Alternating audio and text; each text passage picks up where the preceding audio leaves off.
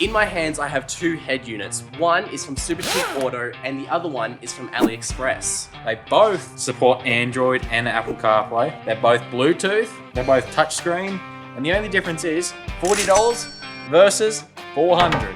We'll see what the difference is. So this is the NavFly car multimeter player, or as AliExpress called it, the NavFly ND2 Universal 1-DIN Car Radio Stereo 7-inch HD touchscreen multimeter player Bluetooth auto audio FM receiver mirror link monitor. So let's take a look with what comes with it. All right, so let's open up the box and see it's just got packing foam on the top. And we are greeted with whatever this is. Reverse camera, nice. Comes with a reverse camera. It also comes with a remote. That just looks like one of the cheap RGB controller remotes, which is interesting. You'll probably never use because you're in hands reach of the radio anyway. Unless you're in the back seat driver going beep, beep, beep, beep, beep, beep. Or, get a load of that. What do you think that is? I mean, I know you know what it is, but like... I don't even know. So that attaches to the steering wheel. So you know how all the modern cars have like controls on the steering wheel? Oh, no way. So to do that, they have this janky ass remote that you attach to your, unbox it, that you're supposed to attach to your steering wheel. And that is how you modern up your 40-year-old car. It's so bad. Why is it purple at the bottom? That's terrible. Moving along, we've got a car multimeter player user manual. Never going to use that. And then warranty card. Might keep.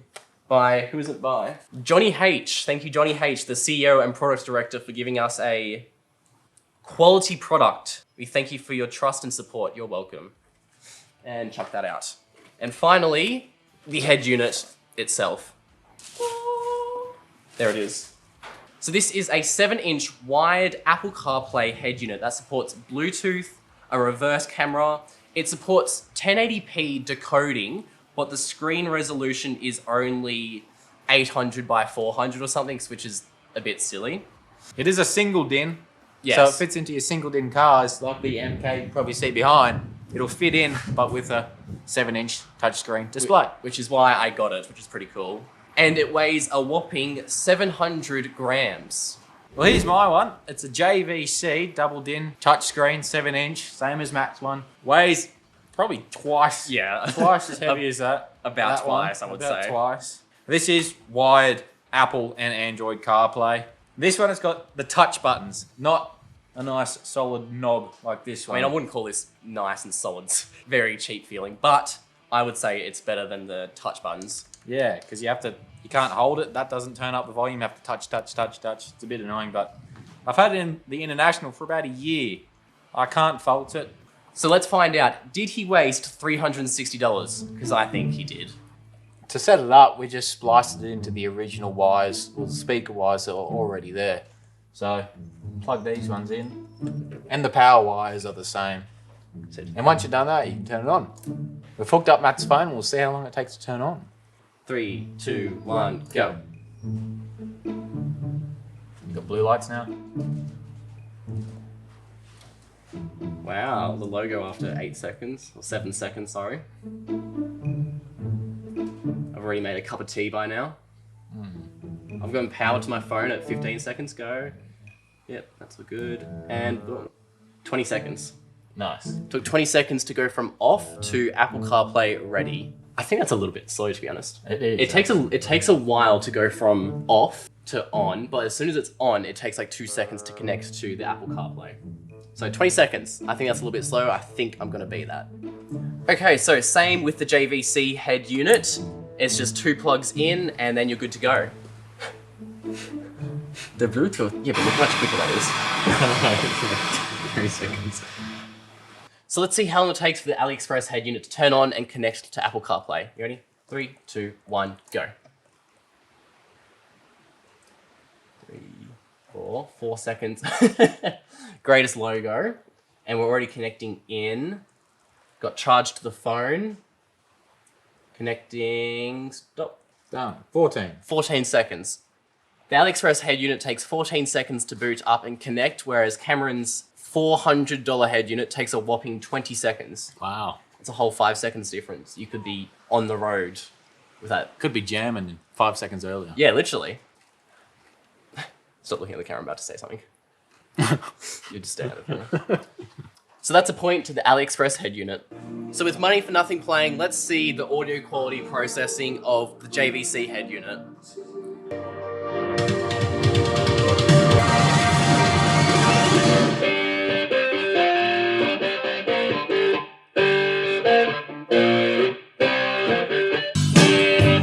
Okay, Matt, let's try the other one. Best intro to any song of all time. However, the rest of the song is pure dog. It's been more than 14 seconds. We might have just got lucky. Let me just use my physical dial to turn up the volume. Now mine wasn't at full volume, so it could have gone more. This is full at the moment. Cam's JVC one sends a lot more power to the speakers. This is definitely not as powered. But let's see how it processes it.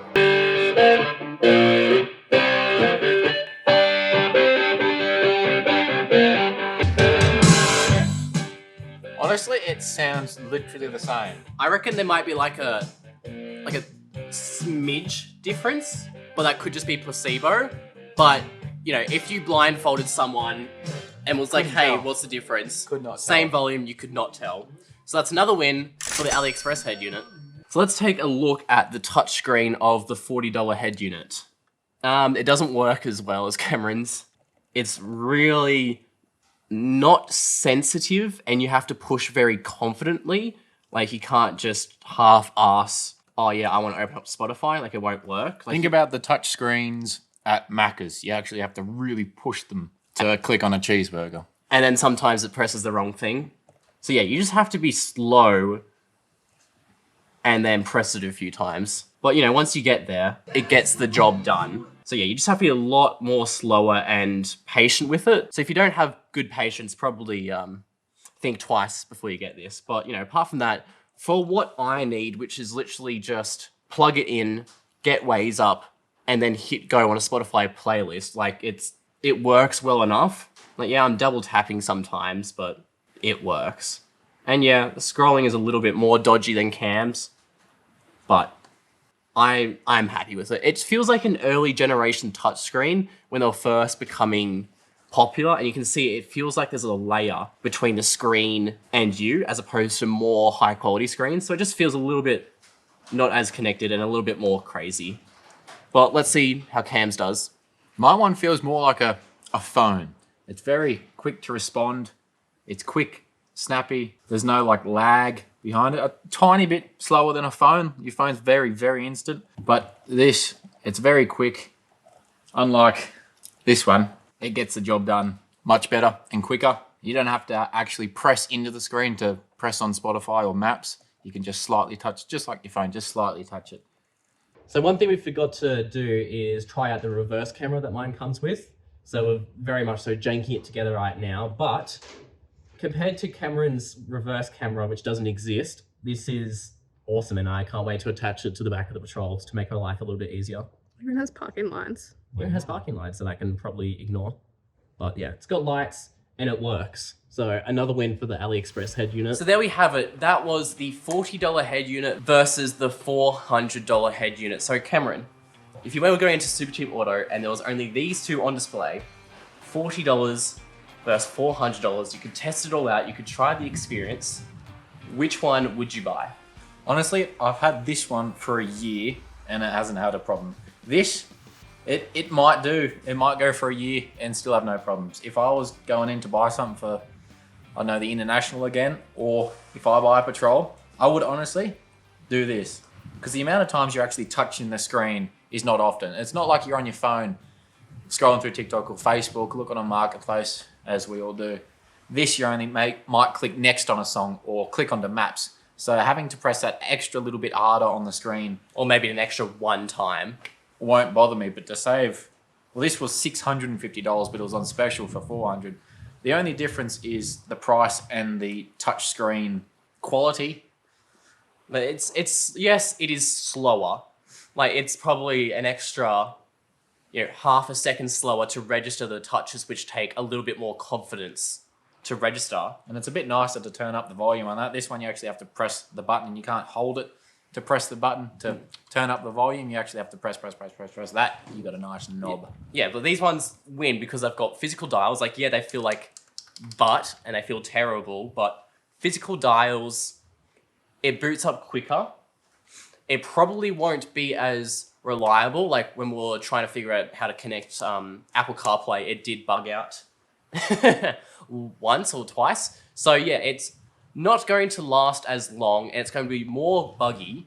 We'll see on the trips coming up that we've got planned. We'll see if any But- corrugations or four-wheel driving will shake it to pieces.